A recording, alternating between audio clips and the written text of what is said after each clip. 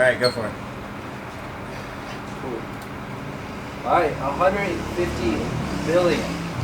A lot of zeros. So we're gonna start this talk in our heads for like a few minutes, and then we're gonna go to the heart, so don't worry about that. So this number is the amount that it would cost to provide clean water for everyone in the world, for all continents and all people. $265 billion.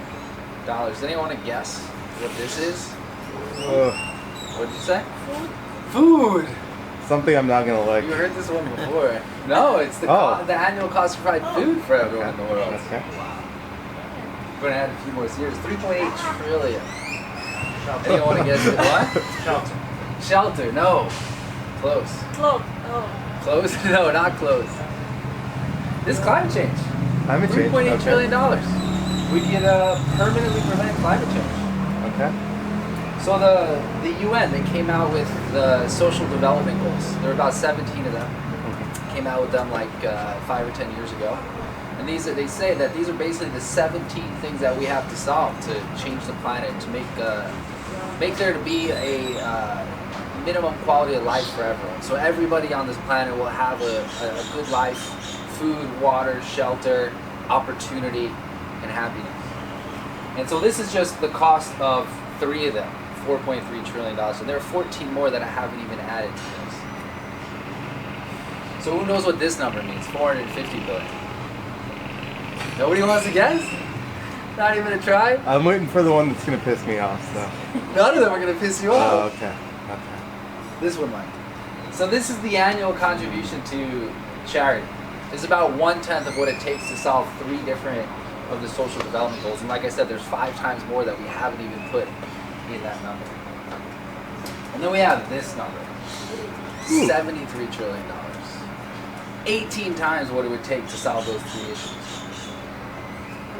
If the other issues were linear, this could solve 54 social development goals, and there are only 17. So this could fix all of the world's problems if we could just access this.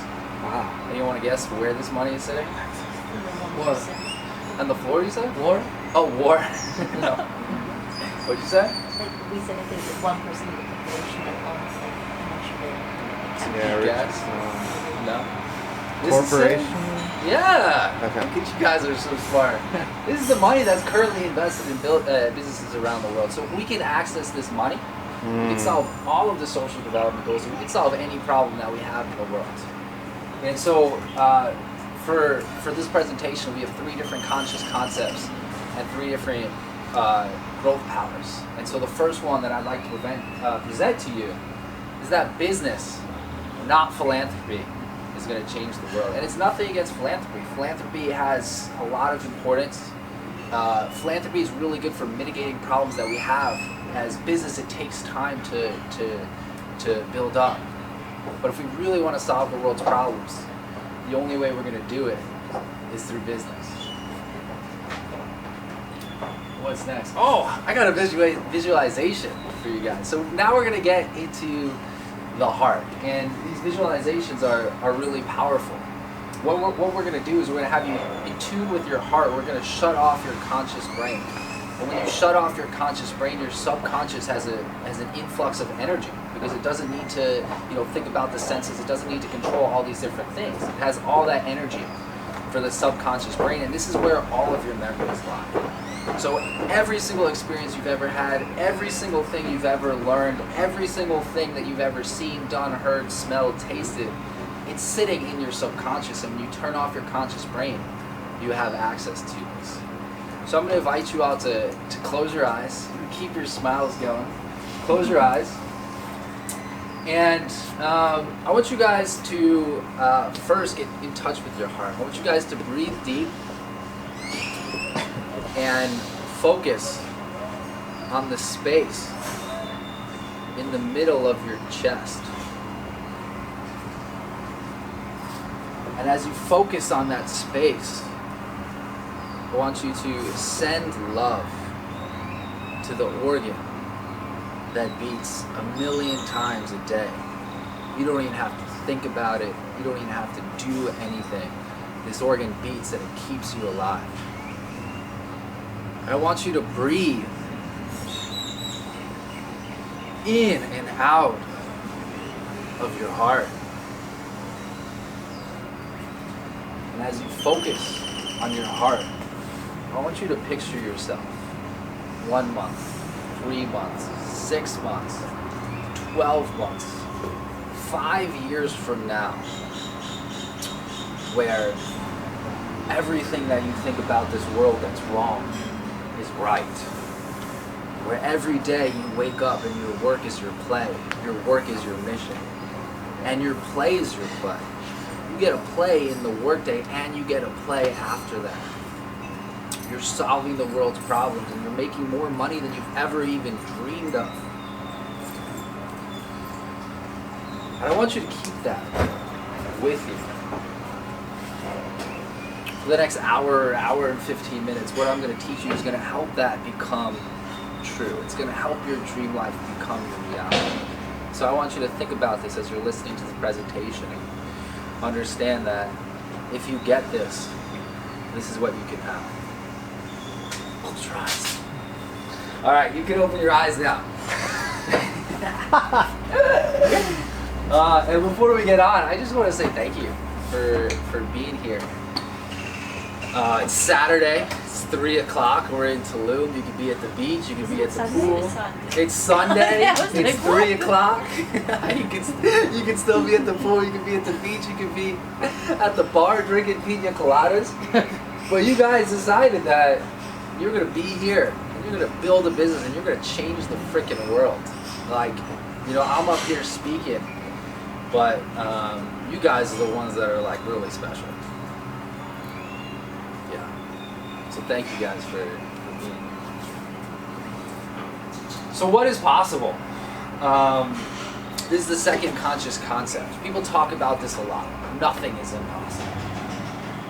I actually like to focus on the positive. So anything is possible, or even everything is possible. And I included this in my presentation. I know you guys know that everything is possible. But I think it's really important. A lot of us know this in our heads. We don't know this in our hearts. And this happens to me all the time. Something that I want to do, something that I want to accomplish. And I have these limiting beliefs that come up. And an exercise that I take myself through every single time is that I just review things that I've seen with my own eyes. That has just made it so obvious behind a shadow of a doubt. Everything is possible. And it's so cool. So I'd like to just share a few examples, and I kind of have a lot, but this is just really important to get into your body before you change the world, before you make more money than you ever thought was possible, before you have the life of your dreams. Like, most people would think that having it all is impossible, but we're going to show you it's not. And so this is what is really important. So, you guys remember the first time someone told you nothing was impossible? You're probably like 5 or 6, and when someone said this, and I don't know if you were a smart aleck or not, but you knew someone was a smart aleck, and the first thing that a kid says when they hear nothing is impossible, they're like, you can't jump off a cliff and survive. That's not possible. Well, you can. You can. You can get a bat suit. I've never done this. It looks like so much fun, but you can get a bat suit. You can jump off a cliff, and you can fly. This guy, Steve Jobs, he's holding a phone. In 1969, America, that's not we down here, but the U.S. achieved the impossible. They sent a few different people to the moon. They sent people to another planet in the universe. It took a whole room of computers, millions of dollars worth of technology. And you have all of that in your pocket now. Each one of us has more technology than we need to send people to the moon, and it's in our pocket. And then this I think you guys are gonna like this just for the event. Cows. Someone looked at a cow and they're like, man, cows are delicious. But killing cows is wrong. It's bad for the environment. It's not necessarily good for our health. What if we can make that out of plants? They did. They made meat out of plants. Like, I get that we're used to that now, but if you think about this 10 years ago, before this happened, like, that's Let's see. We'll keep going with this. So after you know that everything is impossible, I'll share some more examples with you in a little bit. But what's really important is to remember that you're capable of it. You know, some people, we think like, oh, everything is impossible, but not for me. Someone else can do it. And so do you guys know who this guy is? You're on the left? Tony Hawk, yeah. You want to play Pro Skater with me? Ooh, best game ever. Best game ever. So Tony Hawk is one of the most famous skateboarders of all time. He's one of the greatest skateboarders of all time. And midway through his career, he did something that was impossible. And what are you doing? He did something that was impossible. I remember where I was when I found out about it. That's how big the news was when Tony Hawk hit a 900, which is 2.5 rotations. Oh, got it. Yeah. Yeah. So, this is branded content. I didn't even see that. So the pinnacle of the career of one of the greatest skateboarders of all time, he had 2.5 turns. It was so big that it's one of my clearest memories after, I don't even want to put it together. But the two things that happened where I remember exactly what it was when I found out about it, 9/11 and Tony Hawk hitting the 900. It's really weird, but it's really powerful. You guys know who this is? Yeah, some 11-year-old kid. He's really cute, so I put it in the presentation. No, this is, I actually don't even know his name. It's like Wee Furry, but last year this 11-year-old kid hit a 1080, which is 3 rotations. Yeah. Tony Hawk, one of the greatest skateboarders of all time. Pinnacle of his career, hit a 900. An 11-year-old did something Tony Hawk could never do. So you're capable of the possible, and everything is possible. And then just for fun, just to really hit this home, this is really, really important because nothing happens until this is in your body. Literally everything is possible. This dog is being interviewed.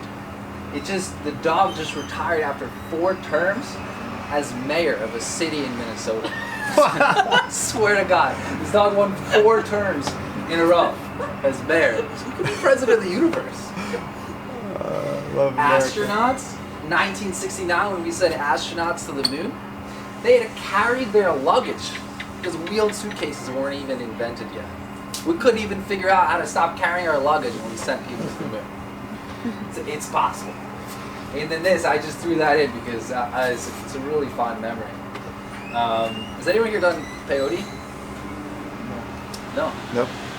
So this is the shaman of the peyote ceremony, and about like 3/4 of the way through, so it wasn't that good. 3/4 of the way through, this is like absolutely mind blowing, and like you're not gonna believe me, but everything is possible, and I've seen this with my eyes. He starts cleaning everyone. He takes these like leaves and he's cleaning these people and he's chanting them and he's saying all these prayers. And then when he's done cleaning them, what he does is he puts his mouth to their chest and he sucks out these people's energy. He crystallizes it in his lungs and he spits it in his hand, and you can see what your energy looks like.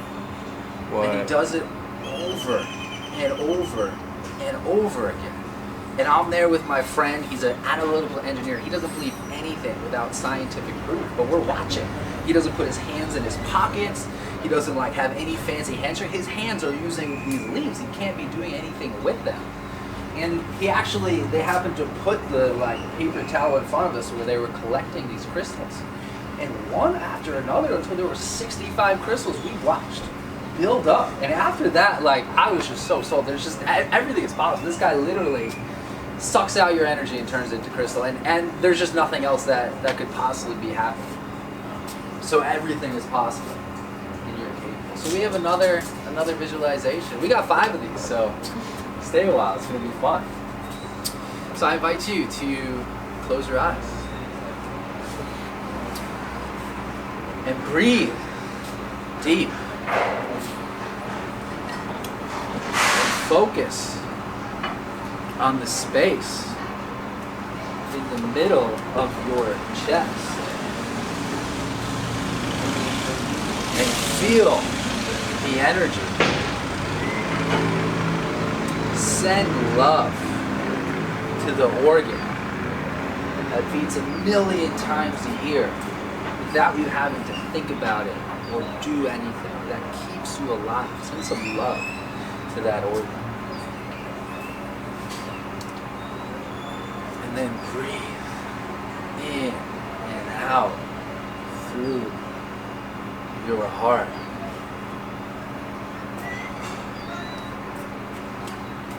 Now I want you to imagine, think about your heart, focus on your heart.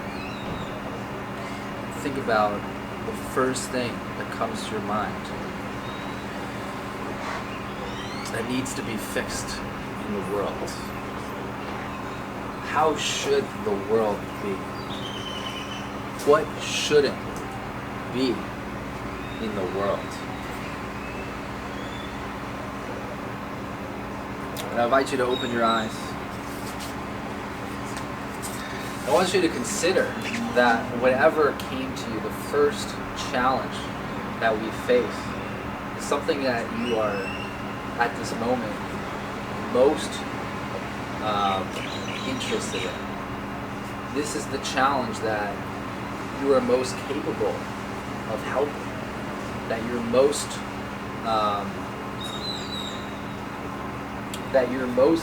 aligned with. And if you're not doing this right now, I'd love to invite you. And this is just today.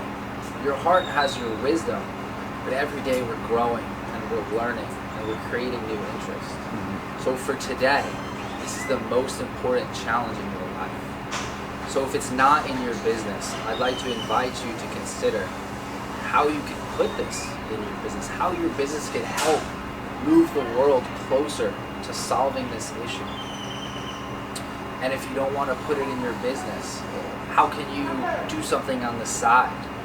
Philanthropy doesn't solve problems, but it helps mitigate it for people in the world. And we'll discuss that further in the presentation. But I want to invite you to think about that this is what really means something to you. This is what's going to light you up and create fulfillment in your life. And not only is it going to create fulfillment, it's going to create passion and energy. And it's going to get you out of bed with a smile on your face. If you guys have notebooks, it'd be good to write that down and to keep that.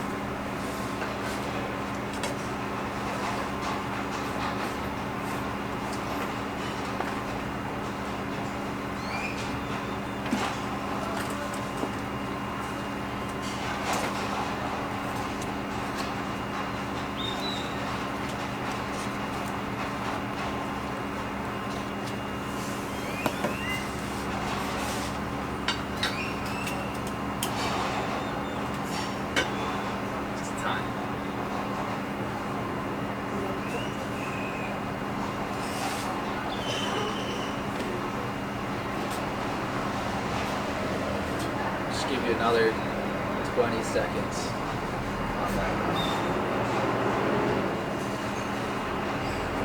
Got plenty more, so give you some more opportunities to write. And you can always visit this later. All these visualizations that we're going to do today, they're great journaling exercises if you want. 10 minutes, 20 minutes, really get clear on this.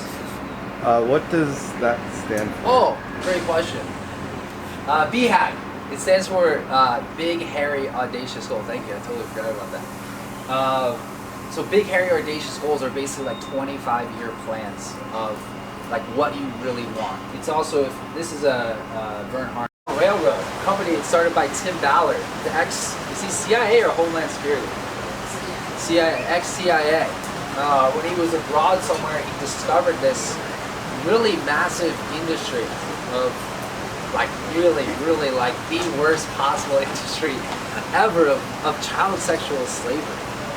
And he says, enough with my government gig, I'm gonna fight this full time. Super powerful. And I want to share with you guys some numbers just to show you what's possible as a conscious leader. So 2015, this wasn't his first year, it was like his fifth or sixth year, but I just want to show you for linear growth. So in 2015, they raised $5 million, which equates to saving about 4,200 kids. And when you're talking about child sexual slavery, every single kid is like, oh my God, like, it's a really terrible thing, and to save one kid is special. And so I don't want to diminish 4,200 because it's really good. But this is another example of how philanthropy is going to help mitigate problems. It's going to save thousands and tens of thousands of kids.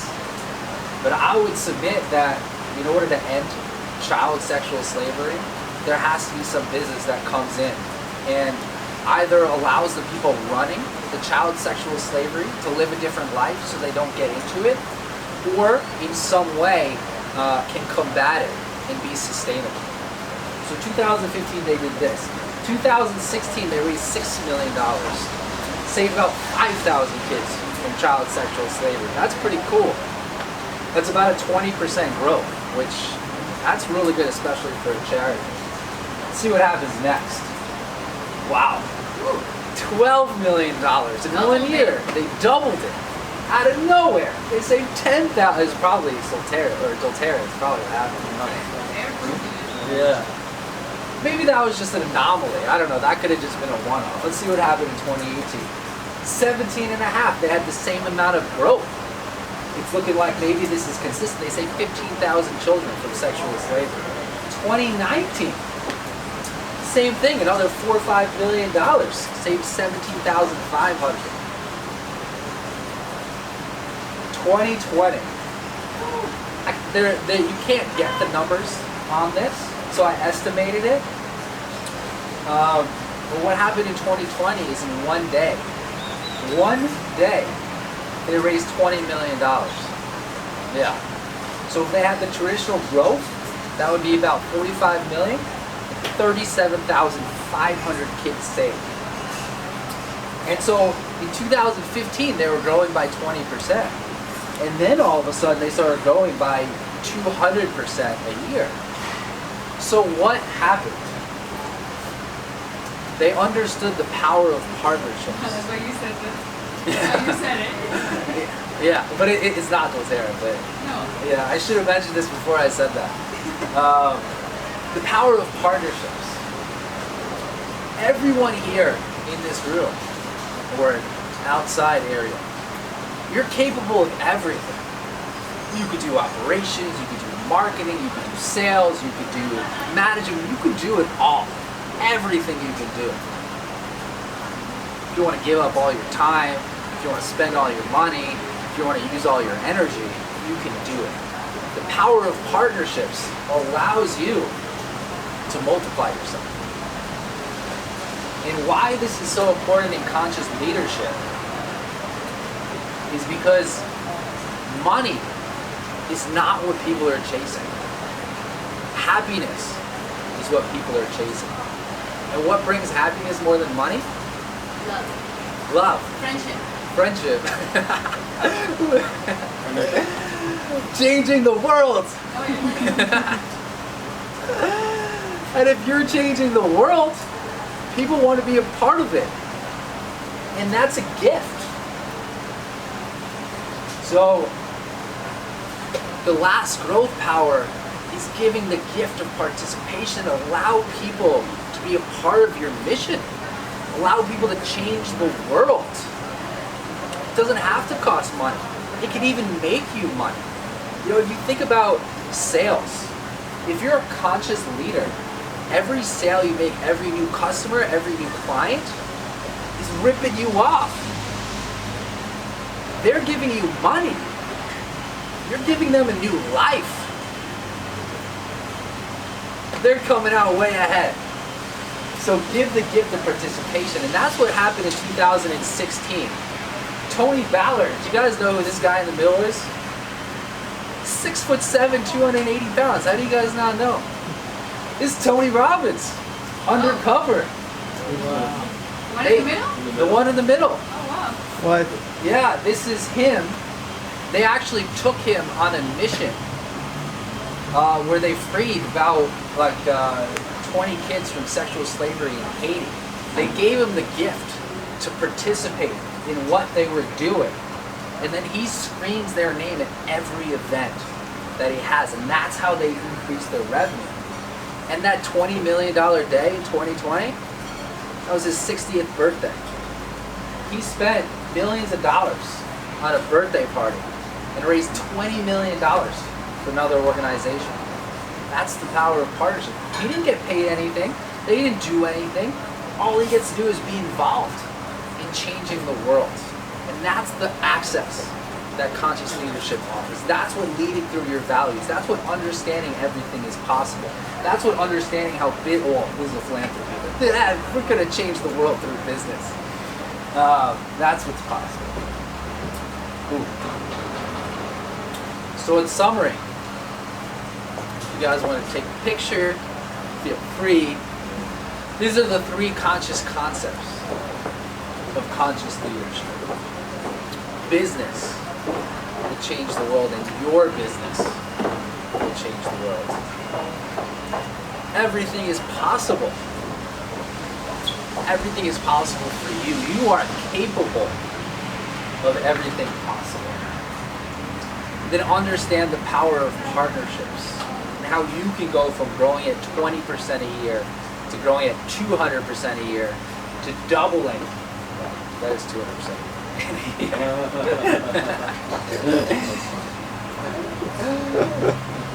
And then these are the powers that you have as a conscious leadership. You gotta solve the internal problem.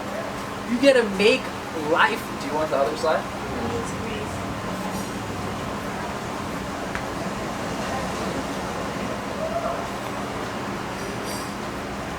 You gotta make someone's life different because you were there.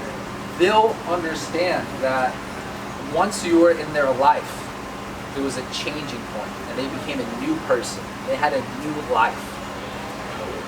You get to lead through the lens of your values and benefit from the superpower that is authenticity. Benefit with your customers and benefit with yourself. And then you get to give the gift of participation. And this power could be its own presentation in itself. There's so much access, whether that's interns or working on projects together or ambassadorships or have people talk about you in front of 8 people.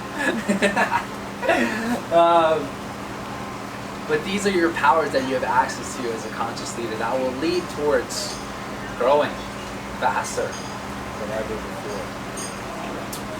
So I want to thank you guys for being here. Thank you for taking the time. If you still need that slide, I'll leave it up. Thank you for taking notes, being attentive, putting in your input. Let's be friends. Oh. Let's be friends. Let's be friends. Thank you. If you guys have any questions, we can take some. If not, I'm a big fan of letting class out early. I love school. So, What's your background? what's my background? You know, it's interesting. Every talk I've given before this one, all about me. Everything about me, my stories, what I've accomplished. I was just tired of that. So this was fun to have a talk that I didn't even say anything about me. But no, so my background is I started a financial services business out of college.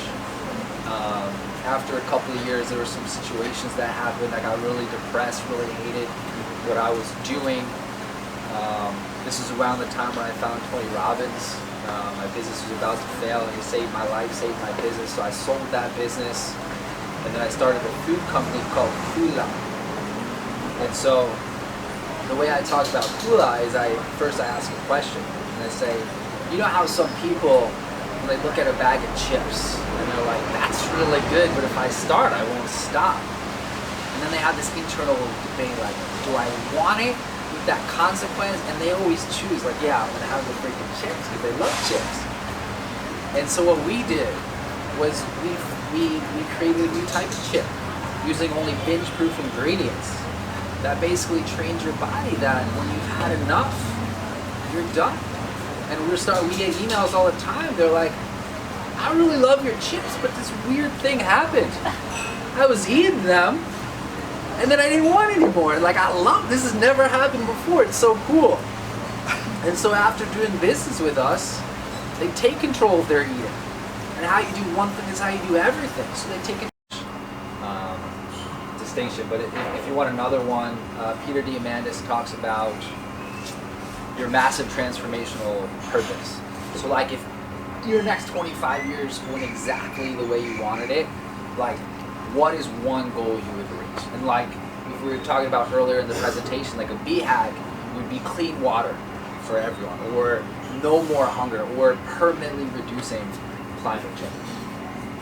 It doesn't have to be that big, but if you want, you can have it. Wow! Does anyone know what these are? Okay, good, because I don't either. Frito-Lay, they came out with a product, wow, no fat. They made chips, tortilla chips, potato chips, waffles, without any fat. They were going to change the world.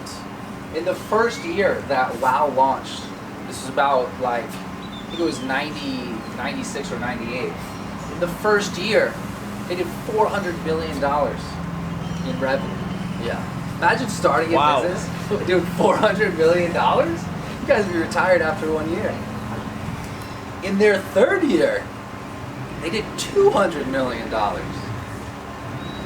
Wait, that's the wrong way. In their sixth year, they did zero. They were pulled off the shelf. First year, $400 million. Sixth year, no more. Why? Why did that happen? Why were they not successful? Why were they so hyped and then a failure? I'll tell you guys in a little bit. Not yet. Just one more example. Do you guys know who these are? Moneyball. Moneyball. Billy Beane and Peter Brand. So Moneyball is a movie. It's about the Oakland Athletics. They just lost a really tough series in the playoffs. And their three best players left the team as free agents. They went to other teams. And Billy Beane, who does not like losing, he goes to the owner and he says, we're losing all our good players. We need more star players. And the owner says, great. And Billy Beane says, we need more money. We can't afford anyone. And the owner says, we don't have any money. We're a small market team. And Billy Beane is like, how do we win without any star players? And the owner says, figure it out or you're fired.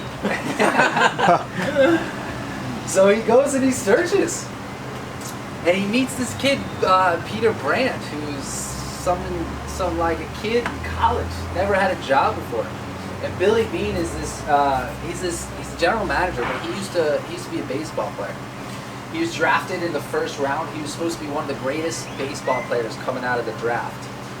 And he had a terrible career. He didn't do anything. So the first question he asked this kid, who's like 23 years old at the time, and Billy Beane is like kind of a legend, he says, Peter, would you have drafted me?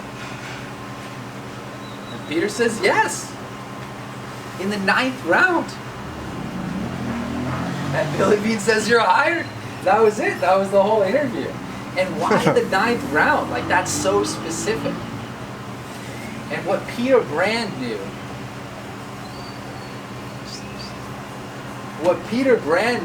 that 32 other baseball teams that get paid tens of millions of dollars a year didn't know, is that baseball isn't about star players. It's not about having the most famous players. It's about winning. And so what Peter did was he discovered how to figure out what are winning players rather than star players. And what happened was they set a record the next year for the longest winning streak in the history of sports. And now a league where 0 of 32 teams looked at this metric. Now every single sports team in the world has a whole department spending hundreds of millions of dollars a year or tens of millions of dollars a year dedicated to analytics. So Billy Beane changed the world, and WOW disappeared. And the difference was, wow tried to treat the symptoms of a problem. People thought fat is bad for you, so let's make a chip without fat. The issue is nobody really cares about fat, they care about feeling good. And this chip had them feeling terrible, and so it failed. In baseball, everyone's looking for star players. That's the symptom. Star players are supposed to help you win. But what they discovered is that what you need to look for is winning players. And so your first growth power is treat the root of the problem, not the symptoms.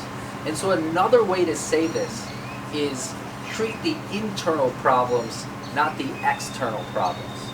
So when you're looking at a challenge, there's the challenge on the outside, what people see. You know, people are obese, that's an external problem.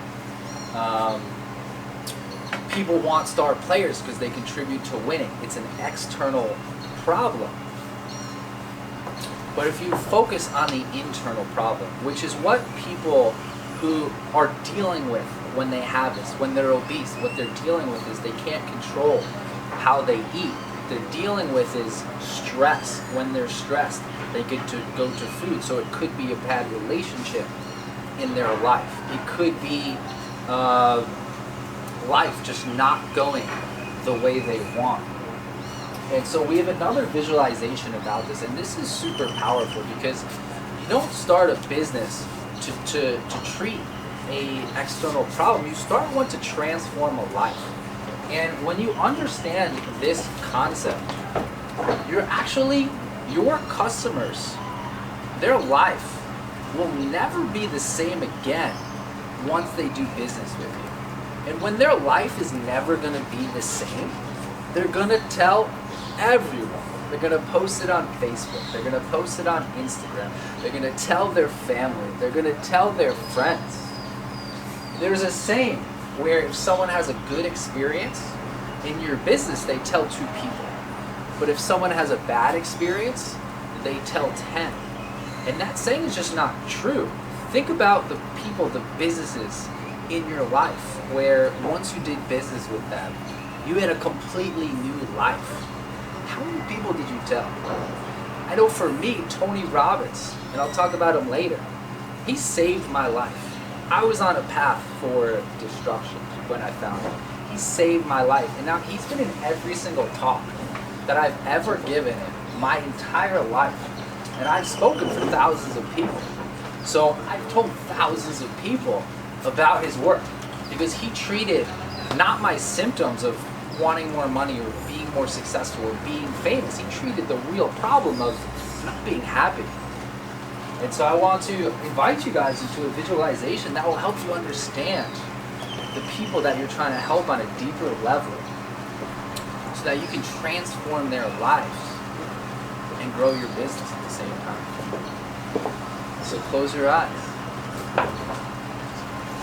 We're going to do the same thing. Close your eyes and breathe deep. And I want you to focus on the center of your chest and feel the energy inside you. And send love to this organ that beats 1,000,000 times a year without you having to do anything or think about it. It gives you life.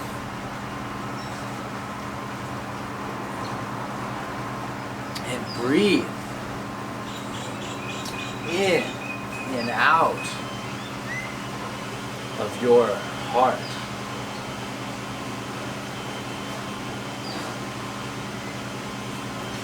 Now I want you to imagine who in the world is most affected by that challenge you wrote down earlier. That the way you think the world should be, or the way the world ought not to be. Think about who would be most transformed if the world was the way you saw it? Then I want you to imagine yourself as that person. Be in their shoes. Live a day in their life. And as that person, think about that big external problem that you wrote down earlier. And ask yourself, why is this so important? What pain does this really cause me? What emotion is this taking from me? What emotion do I really want that I could have access to if this problem was solved for me?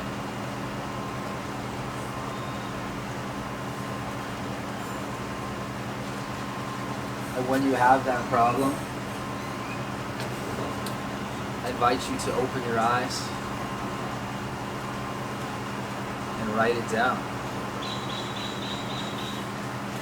That's your marketing.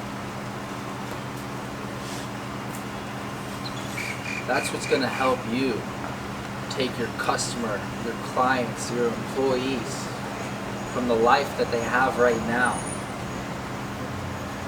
to a life that will never be the same.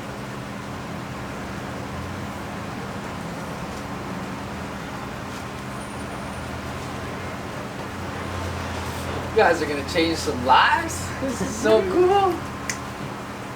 Wow. I'm really honored to be here in front of you guys. You're going to change the world.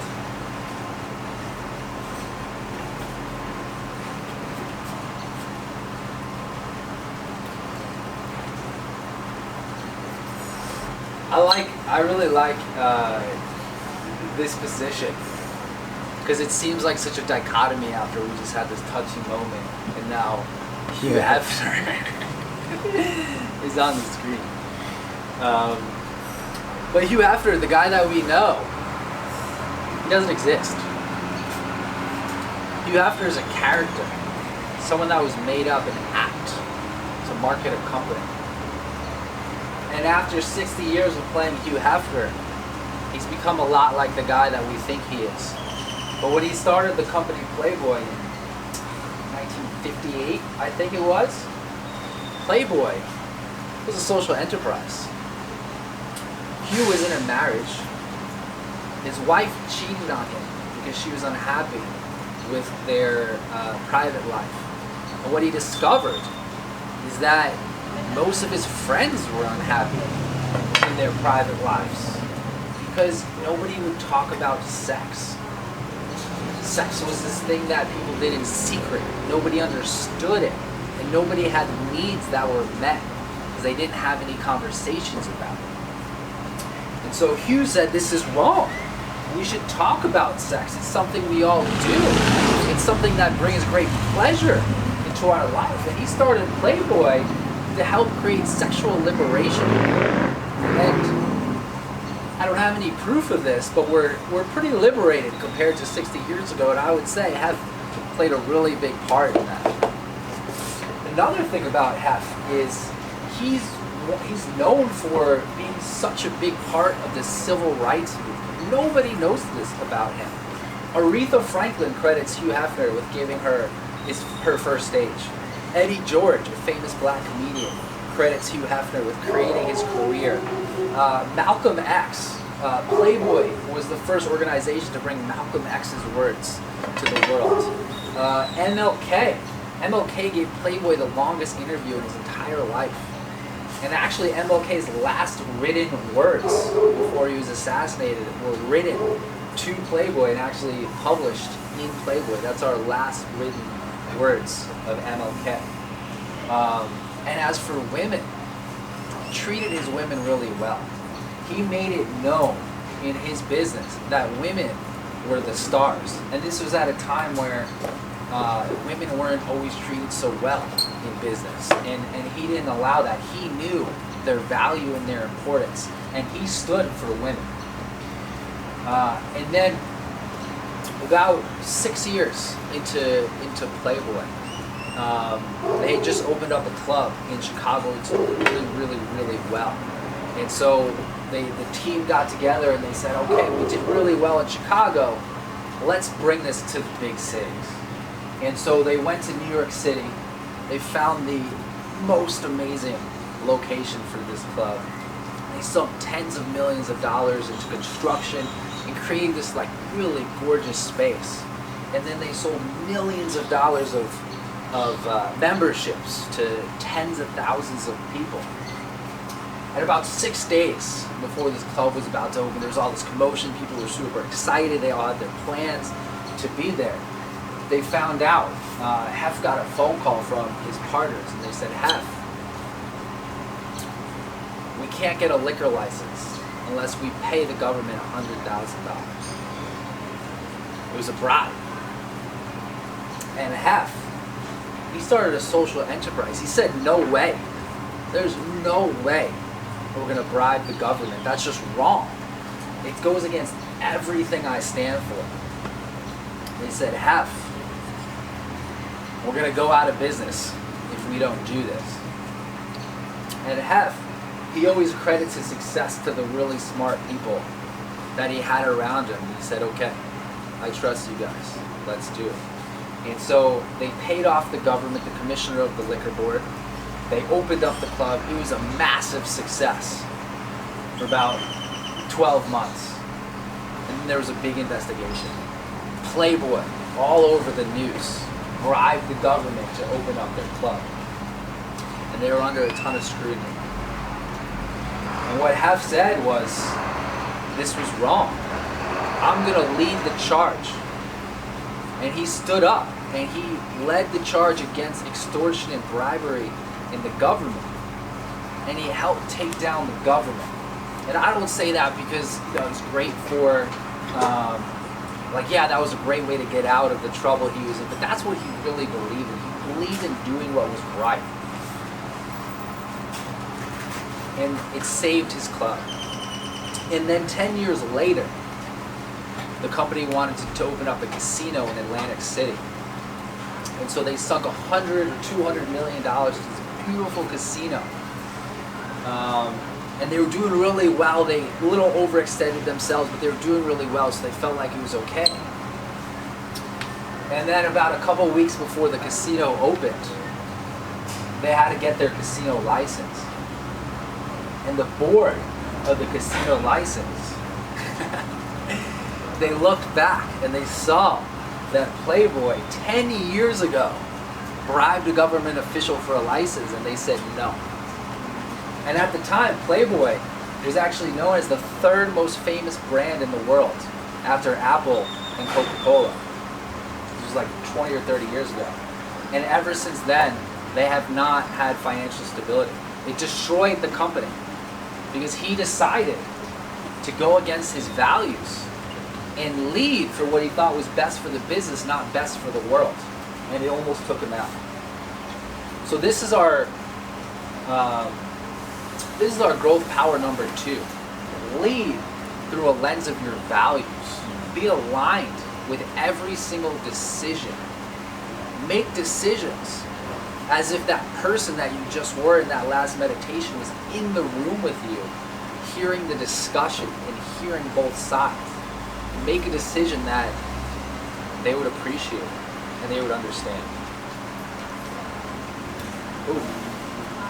So IT Cosmetics started by, this is cool, started by a woman named Jamie Lima Kern. I wish I had a picture of her. She's a cool person. Jamie was a news anchor, and she was dealing with issues with her appearance. She had a lot of, we got time.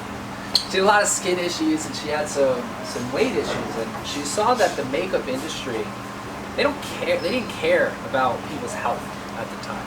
They just cared about looking good. People, they were just like, I want to look good, whatever it costs, whatever damage it does, I just want to look good. And Jamie said, that's wrong. Like, that doesn't align with me. We should be doing things that are good for people. And so she got together with engineers, with scientists, with physicians, And she designed a line of makeup that not only made you look good, but was actually really good for your skin and really good for your health. And after years of research and development, after sinking every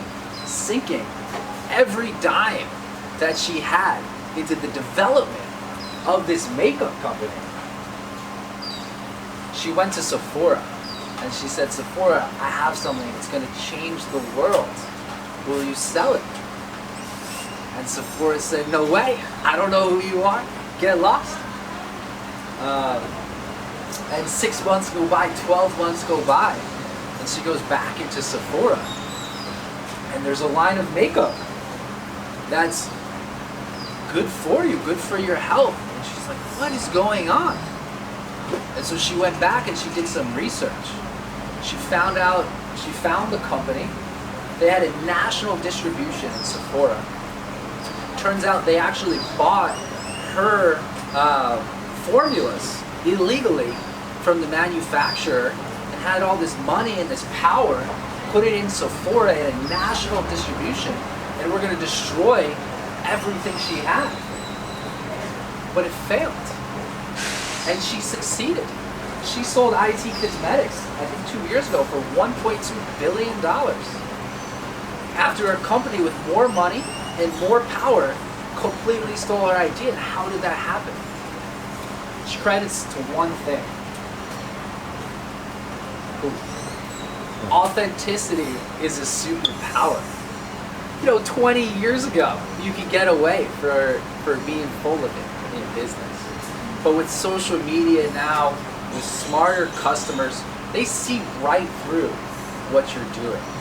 And so if you're not leading through a lens of your values, if you're not authentic, they're going to see. But if you are leading through a lens of your values, 1.2 billion coming your way. Alright, this is our second to last visualization. Let's make it a good one. You guys know what to do. Close your eyes. Breathe deep. Focus on the space in the center of your chest. Getting a lot of coffee. And send love to this organ that beats 1,000,000 times a year without you thinking about it or doing anything. Keeps you alive. And breathe in and out of your heart.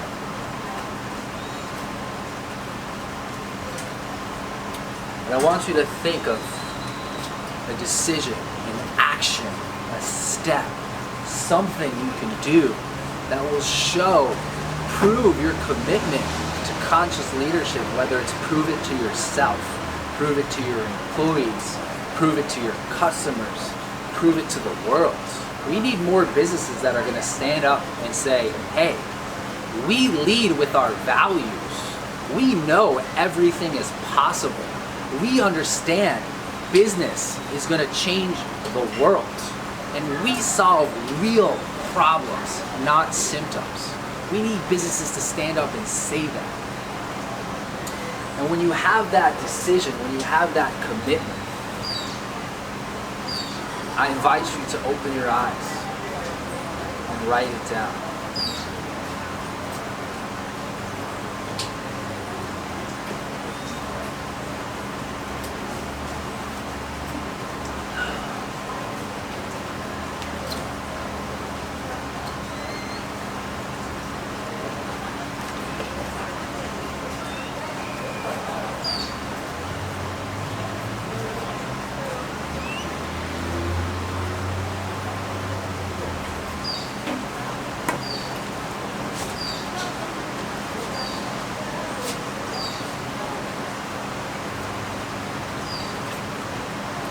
And after you write it down, I invite you to put a little date next to it. And that date will signify by when are you going to take this step make this decision, put it in action, tell someone about it. Well, from here on out, you're going to be a conscious leader. You're going to transform lives. You're going to change the world. You're going to make more money than you ever thought was possible.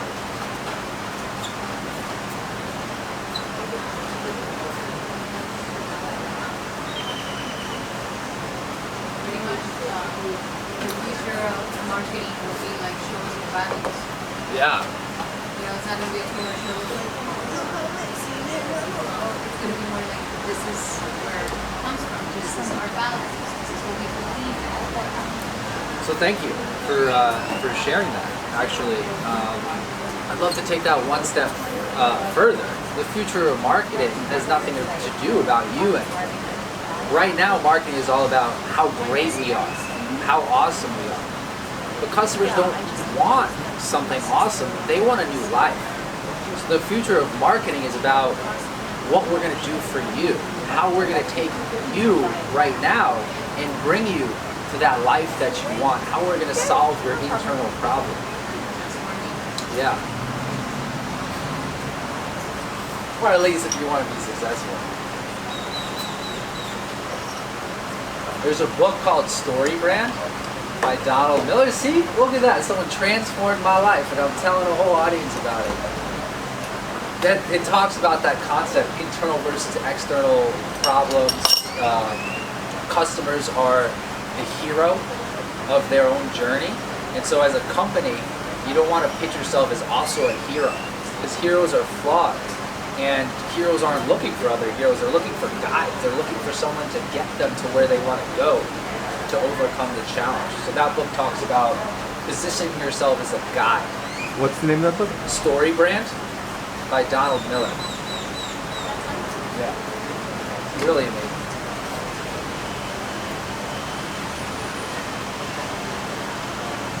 All right. Woohoo! Yes. Do you know them? Of course. Ah. Of course, they partner up with doTERRA, and we give them fund them. doTERRA? doTERRA. That's your company? Yeah. Cool. Well, 100%. You represent them. I'd love to hear about that afterwards. So Operation Underground.